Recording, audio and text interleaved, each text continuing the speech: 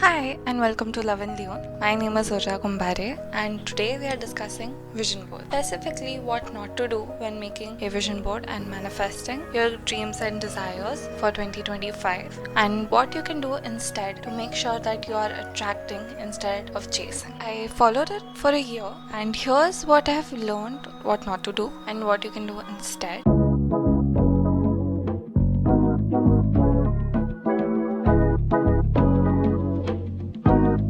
So when I started the process of making my vision board for 2024, I did a lot of journaling and I did a lot of inner work to define what I wanted to do. You can check out this video that I made last year, which has the exact steps to finding out what top 3 priorities are for the year or for a specific set of month, like half a year or a quarter, and how you can set them. So I did a lot of journaling and guided journaling as well, and I want to share some prompts so that you get a general idea of how I started it and how it went and how I discovered the mistakes that happen and what you should not do. So first things first, I did a 2023 reflection, and a great way to go about it is to go through your phone's gallery month by month and see what are the themes of your life that happened in that 1 year. That forms the basis of your reflection. After that, I wrote what my top favorite memories were and what I achieved in that year. I wrote about what I learned in that year, what were the things that I was grateful for. So it is very important to have a general idea of what was the energy like and what you actually liked or what you didn't like, so you understand what kind of energy you want to attract in your life and what you don't want in your life anymore. So you can switch your priorities according to that, and you have to make sure that you know what your values are, so that every step you take or every desire that you have, you can evaluate it based on, is this serving my highest good or is this serving my highest self, and does it align with my values? Oh, 222. Okay. What I did next, I set my intentions for the year, that is intentions for this year, and I also picked out 3 words that defined my era. So for this year, it was healthy, aligned, and abundant era, and that really helped me narrow down my focus on the things that were specifically making sure that I was actually in my healthy era. So I was actually eating healthy, I was actually going on hot cold walks, I was actually exercising to make sure that I was healthy, and that also included focusing on my spiritual health and my emotional health and my mental health. Second one was alignment. I really discovered what being aligned was and what alignment actually feels like after I set that intention. Oftentimes what you think it is and what it actually is kind of different. So once you set that intention that this is what you want in your era, this is your era, like you're in your rich girl era, you're in your it girl era, what you think from an outsider's perspective that what rich people actually are like or what their mindset is. Once you decide that you are rich and you decide that you want to be in your rich era, the way the energy shifts is very rapid and you start to understand and embody that energy. So make sure when you set your intentions for the year that you decide what your top 3 keywords are and that is the era that you're gonna be in. One of the first mistakes to avoid that you absolutely must not do is that you must not set your intentions from a place of lack or from a place of scarcity or fear. So make sure that you're grounded, clear your energy, take a deep breath, okay, calm down, have your values inside, and then you have to think about what it would be like. Switch into an abundance mindset.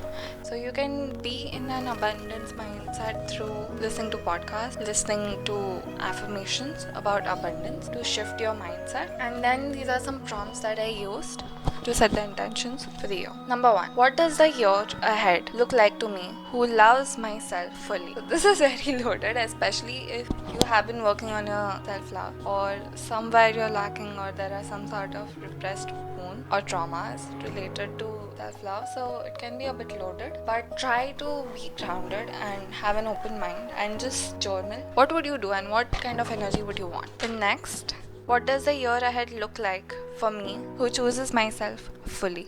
So this is a great prompt, because if I'm choosing myself fully, that means that I am fulfilling all or almost all the desires that I have. I choose myself, so I trust myself and I choose to be on my own side. So that drastically changes your perspective on people pleasing as well. You're choosing yourself first. So this is a very interesting prompt to work on. It gives you more clarity on what kind of energy you actually want if it is about you. If you are the director of your main character arc, or if you're the writer of your story, how would you want it to be? The next question is, what does the year ahead look like if I believe in myself fully? So this can be loaded for someone who's healing or in their healing journey, but this is an excellent prompt, because when you believe in yourself fully, you believe that you can achieve anything and everything, and that is essentially what you want to do with your vision board. You want to use it as a tool to attract your desires, to signal to yourself and to your subconscious mind that you can do anything that you want. You can have every single thing on your vision board, and that is such a beautiful message to your mind and to yourself, because it heals a lot of wounds doing this activity, because then you have validation, then you think that it is possible for you to love yourself fully, to choose yourself fully, to believe in yourself, like truly believe in yourself. And when you set your intentions from this place, it really shifts your life in such a beautiful manner. So who am I as I love, accept, believe in myself and choose myself fully? Like, what kind of a person am I? What are the things that I'm doing in this year ahead? That is the prompt. Okay, so this is essentially like visualizing a day in your life, or like what kind of a place are you living in, what kind of activities do you do on a day-to-day basis, what kind of activities do you do on a monthly basis or a quarterly basis. So this is where I made a mistake in terms of making my vision board. I did not consider what I wanted to do on a quarterly basis or a monthly basis or like biannually basis. So I only focused on like a day in my life or a daily basis thing. So I forgot to include things like I want to travel or take a trip, because I didn't consider it in like the broad sense of the bigger picture instead of focusing on the minute details.